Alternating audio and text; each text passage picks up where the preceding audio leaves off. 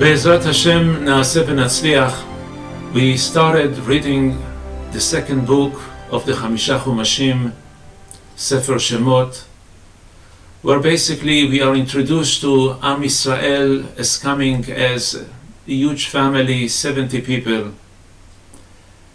But towards the end of the parasha, we understand that during these years that Bnei Israel been in Mitzrayim, 210 years, they become humongous nation, millions of people.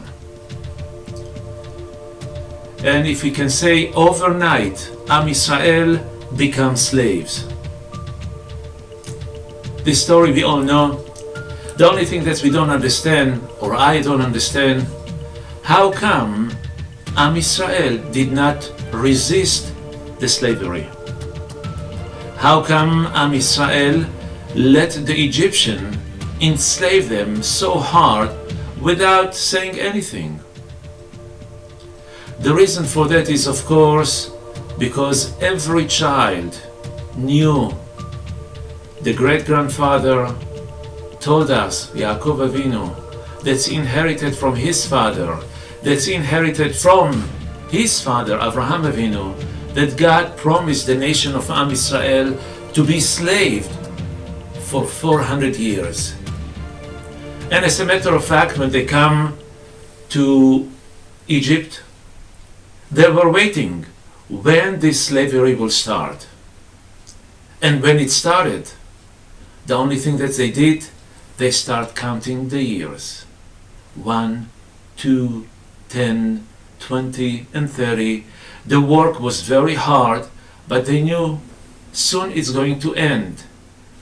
Another year and another year will bring us closer and closer to the 400 years that HaKadosh Baruch Hu promised Avraham Avinu that the nation of Am Yisrael will be slaved.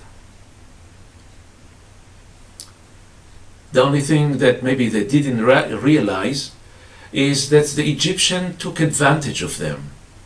They enslaved them with hard work and give them hard time.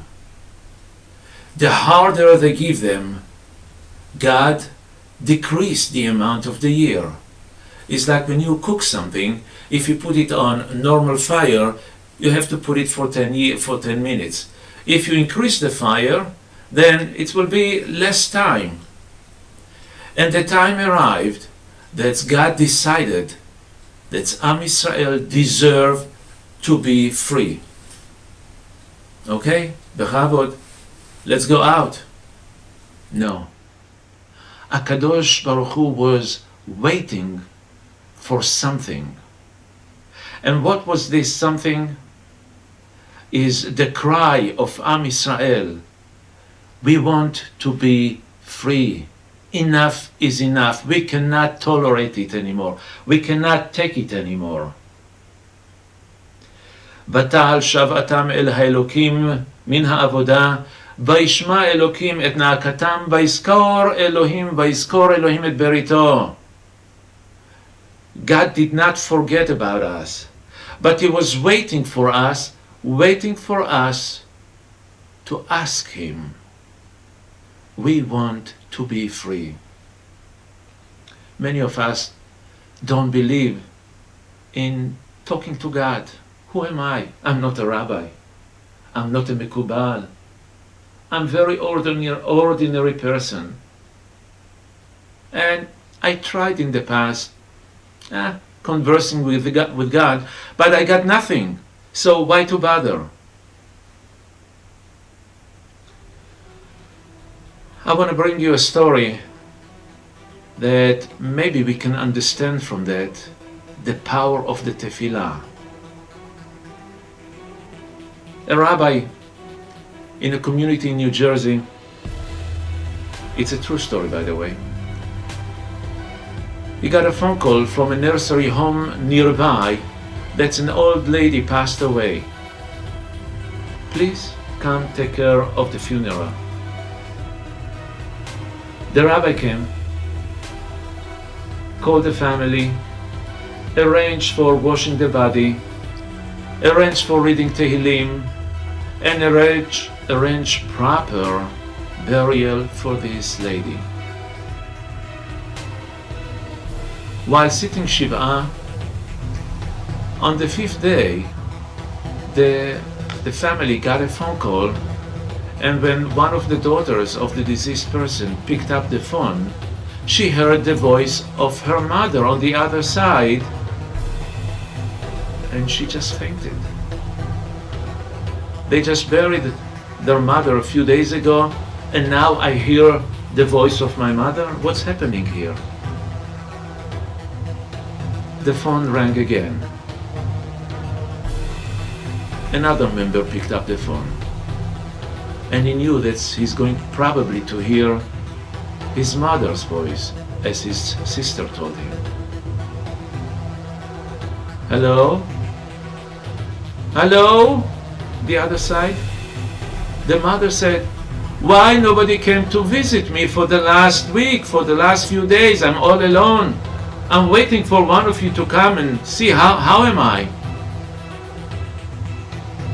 Mommy, where are you? What do you mean where I am? I'm in the place that I'm for the last 10 years, in the nursery home, and you guys used to come and visit me, and I didn't see none of you this week. What's happening? Mommy will come soon. They hang up the phone. They're coming to the nursery home, to the room of their mother. To their surprise, they see their mother alive, and very well alive.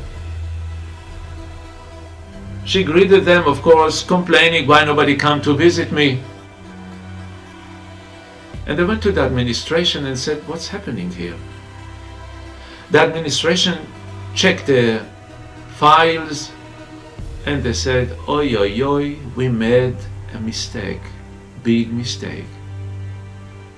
The woman who shared the room with your mother passed away, but somehow we end up calling you.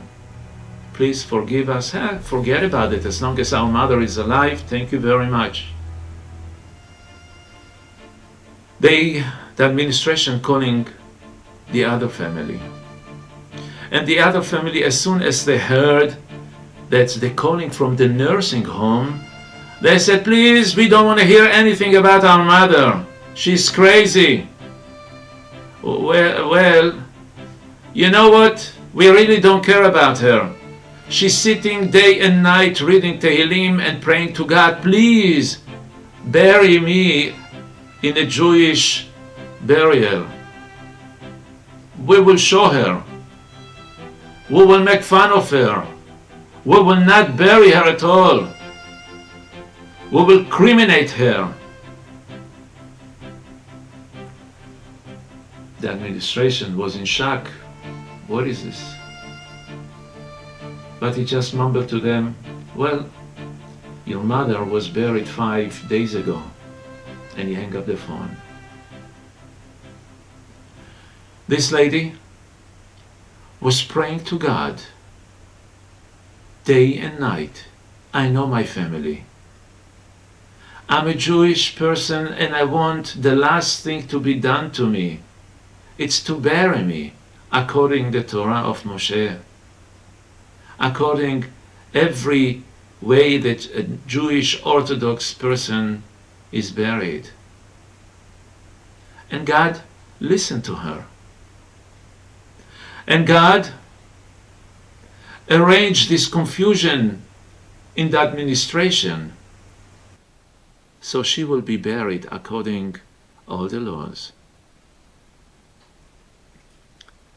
My friends, my brothers and sisters, don't give up talking to God. Karov Hashem lechol kora'av, God is close to anyone who will call him. As a matter of fact, every day we sing in our tefillot, the Amidah, Ki ata shomea tefilat kol peh. You're listening to the prayers of everyone, not only the righteous people, not only to the rabbis, not only to people who are in danger, to everyone. You don't need to make appointment with God. God is there for you. Talk to him. Take advantage of that. בעזרת השם, יהי רצון את הקדוש ברוך הוא will accept our tefillot, and soon we will see Mashiach Tzidkenu coming במהרה בימינו. Amen ואמן.